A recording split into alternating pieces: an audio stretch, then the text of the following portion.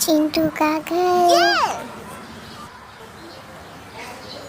चिंटू अपने माता पिता के साथ गांव में रहता था। उसके पापा एक किसान थे और वो बहुत ही मेहनती थे।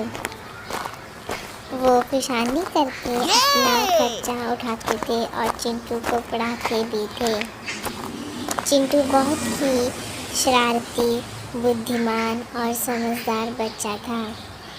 वो अपने माँ बाप से बहुत प्यार करता था और एक दिन उसकी माँ बीमार हो गई और चिंटू बहुत ही उदास हो गया। रात को वो अपने कमरे में जाके बहुत रो रहा था और भगवान को बोल रहा था, प्लीज़ मेरी मम्मा को ठीक कर दो, प्लीज़ मेरी मम्मा को ठीक कर दो। और फिर चिंटू के कमरे में एक चिड़िया रानी आती है। वो एक परी चिड़िया है और चिंटू को बोलती है, तू टेंशन ना ले चिंटू, कल सुबह तक तेरी मम्मा बिल्कुल ठीक हो जाएगी।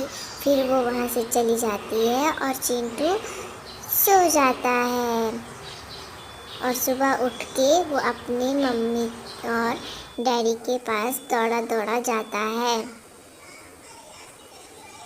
तभी वो देखता है कि उसकी मम्मा तो बिल्कुल ही ठीक हो गई है और वो अपनी मम्मा को बोलता है, अरे मम्मा तुम तो ठीक हो गई हो, वाह तुम तो अच्छी हो गई हो।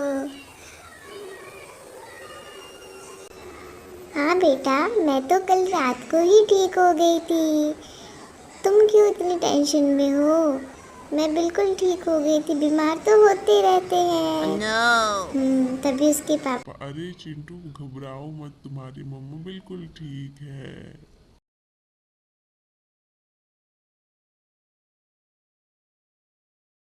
पापा मैं तो बहुत खुश हूँ, मेरी मम्मा तो बिल्कुल ठीक हो गई है। Thanks for watching.